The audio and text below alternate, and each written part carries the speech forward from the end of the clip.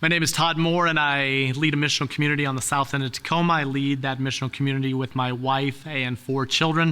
I've got a 10-year-old boy and 8 and 5 and 4-year-old girls.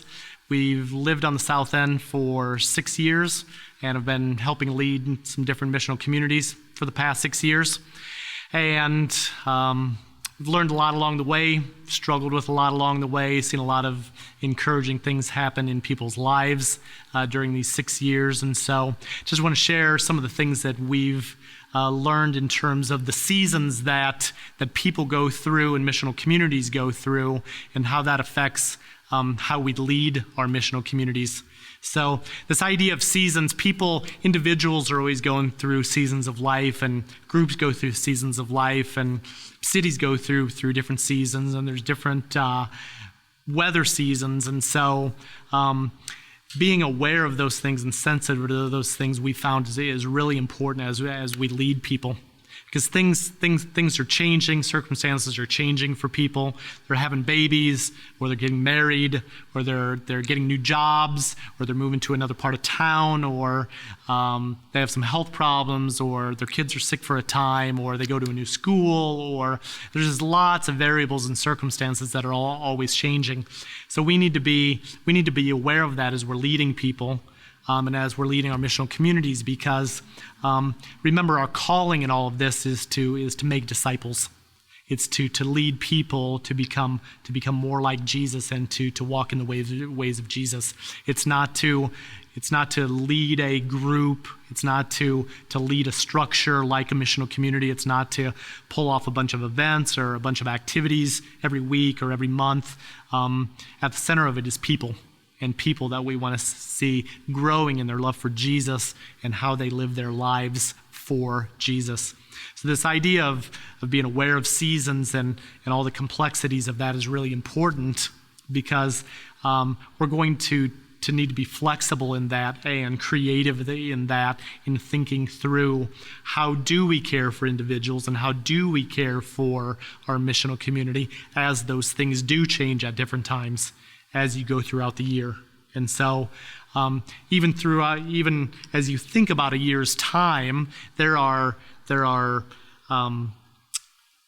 busier seasons where people are traveling more or vacationing more, or the holidays come and they've got more family around or in town. And so even throughout the year, we need to think through those seasons and how we're going to lead in those seasons. If we try one size fits all, or try to lead the mission community in the same way every month throughout the year, it's probably not going to go well. And you're going to be frustrated, and your missional community is going to be frustrated, because again, there needs to be flexibility and creativity and awareness in that. And a huge part of that also is just being sensitive to the Spirit, and asking the Spirit, how do we manage this season? This week could be different than last week. This month could be different than last month. So even though we go into a week or go into a month with certain plans, asking the Spirit, do you want us to do it the same way as we did it last month?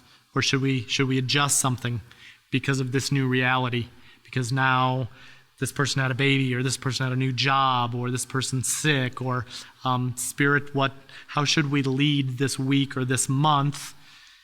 How should we lead forward? So obviously looking back to the past and how you've led in the past, but not being locked into it or feeling like you have to do everything exactly how you've done it in the past. And so all of these factors are really important in helping us understand seasons and in understanding how to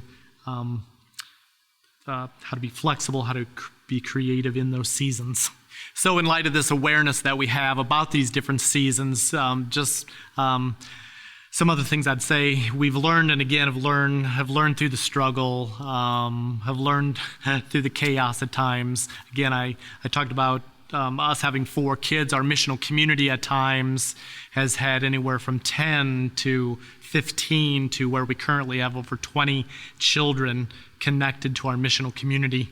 And so there's just a lot of variables there with a lot of families, a lot of people we're even pursuing in our neighborhood outside of the core of our missional community. And so some things I'd encourage you to consider as you think about discipling people and leading those in your missional community. One is, I already mentioned it, but being flexible, and realizing that it's okay when you're in busier times or when people are sick or when there's new circumstances or hard circumstances. It's okay to scale back. Often we think we get locked into certain plans or certain ideas and we feel certain pressure to just keep hammering, keep doing things the same way with the same intensity, same consistency or same frequency. It's okay to scale back and breathe and build more margin into your lives. And so we've gone through times where we have met for our weekly meals less often. We've even met for our DNAs instead of meeting every week, every other week. Create some more margin, some more space there. We've done things where maybe it's not scaling back on the frequency of how often we're meeting, but on what we do when we do meet.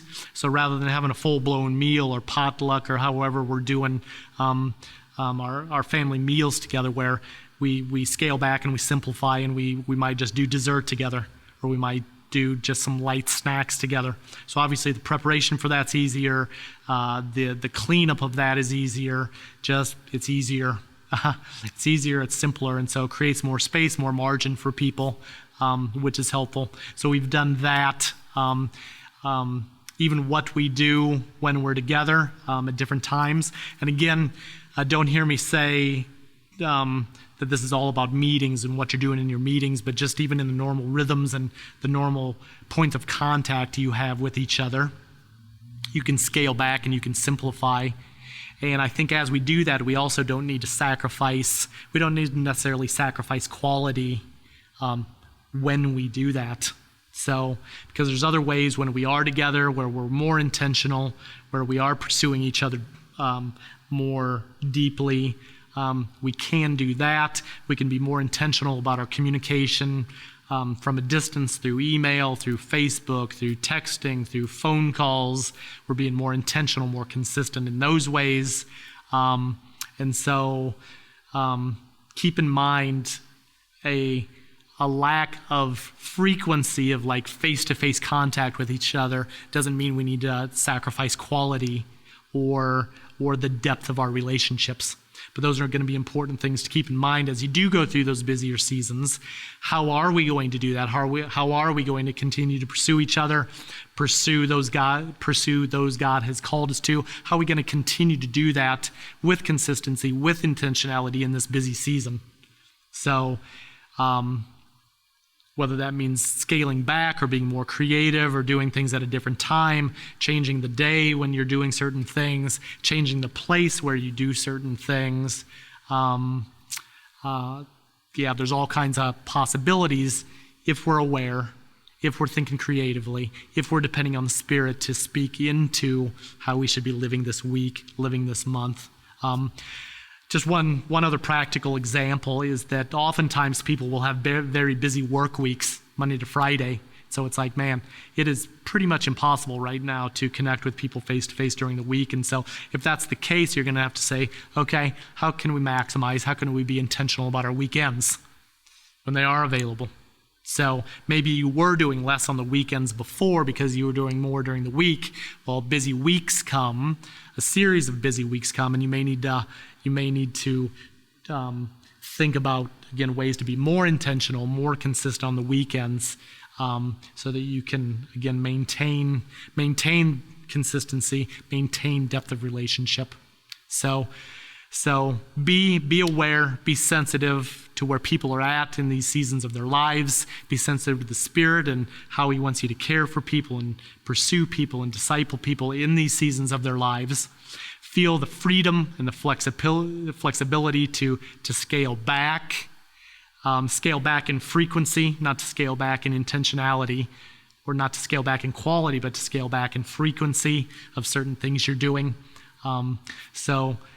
Take this idea of the seasons of a missional community seriously, because it'll really help you care better for people.